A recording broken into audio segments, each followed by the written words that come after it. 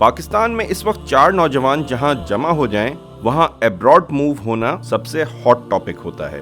کہیں immigration, student visa اور نومڈ visa پر discussion ہے تو کہیں ڈنکی لگانے کے مشورے. اور آخر یہ باتیں کیوں نہ ہوں جب ریاست اپنے شہریوں کی روٹی، کپڑا اور مکان جیسی بنیادی ضروریات ہی پوری نہ کر پائے تو لوگوں کو اپنے اور اپنے بچوں کے پیٹ پالنے کے لیے کچھ نہ کچھ تو بہرحال کرنا ہی ہے. ابھی حال ہی میں یورپ میں اچھی زندگی گزارنے کے خواب لیے یونان کشتی حادثے میں کئی پاکستانی اپنی جان پر کھیل گئے، جس کے غم میں ہر آنکھ اشکبار ہے. لیکن کیا ملک سے باہر نکلنے سے ہماری تمام پریشانیاں دور ہو جاتی ہیں؟ اپنے ملک کو چھوڑ کر پردیس کی زندگی اختیار کرنے والوں میں سے اکثر شاید پیسہ بہتر کما لیتے ہوں اور بہتر لائف اسٹائل برقرار رکھ پاتے ہوں، مگر اپنی زندگی میں ایسے ریگریٹس انڈکٹ کر لیتے ہیں جن پر پچھتاوے کے سوا وہ کچھ نہیں کر پاتے. کسی کو بوڑھے والدین کی خدمت نہ کرنے کا قلق ہوتا ہے تو کوئی ان کے جنازے تک میں شریک نہ ہو سکنے پر نادم. کسی کو جمعے کی نماز چھوٹنے اور عید کے دن ڈیوٹی پر وطن کی یاد آتی ہے تو کسی کو اپنی آنکھوں کے سامنے اپنی ہی اولاد کو بے دین ہوتے ہوئے دیکھ کر شدید دکھ ہوتا ہے. کسی بھی دوسرے ملک میں آپ کی حیثیت ایک دوسرے درجے کے شہری ہی کی ہوتی ہے، سو وہ عزت اور نام جو پاکستان میں خاندان کے ساتھ ہوتا ہے بیرون ملک بہت مشکل سے پیدا ہوتا ہے.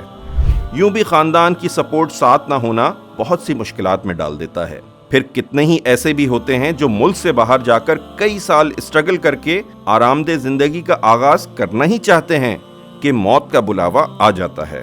غیر مسلم ممالک جانے میں سب سے بڑی قباحت یہ ہے کہ آپ اپنے اور اپنے بچوں کے ایمان کو ایٹ رسک کر دیتے ہیں. کیا آپ جانتے ہیں کہ صرف امریکہ میں پرورش پانے والے 24% مسلمان نوجوان اپنے دین پر قائم نہیں رہ پاتے؟ یعنی اگر آپ امریکہ میں رہائش پذیر ہیں تو سمجھ لیجئے کہ آپ کے 4 میں سے 1 بچہ بے دین ہو جائے گا. اسی طرح وہاں کل 1 لاکھ مسلمان ہر سال مرتد ہو جاتے ہیں، جبکہ وہاں مسلمانوں کی کل تعداد ہی 37 لاکھ ہے. البتہ تعلیم کی غرض سے یا کوئی اسکل سیکھنے کے لیے ٹیمپریریلی غیر مسلم ممالک جانے میں حرج بھی نہیں کہ ہمارے دین میں غیر مسلموں تک سے علوم سیکھنے کو سراہا گیا ہے. اسی طرح مسلمان ممالک میں جانے میں اتنی قباحت نہیں کہ کم از کم آپ اور آپ کی اگلی نسل دین پر قائم تو رہ سکتی ہے.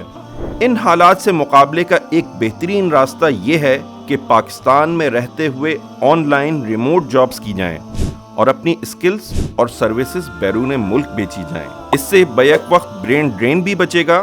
جو صلاحیتیں بیرون ملک کمپنیز کے لیے نوجوان لگائیں گے اس کا زر مبادلہ مکمل طور پر ملک میں ہی آئے گا اور پھر ان نوجوانوں کے لیے بھی اس میں انکم کے اچھے مواقع موجود ہیں. ورنہ اگر اسی طرح ملک چھوڑنے کا سلسلہ جاری رہا تو ہم اپنے بہترین ریسورسز کو کھو دیں گے اور ملک میں رہ جانے والے کروڑوں لوگوں کے حالات سدھارنے کی کوئی صورت باقی نہ رہے گی.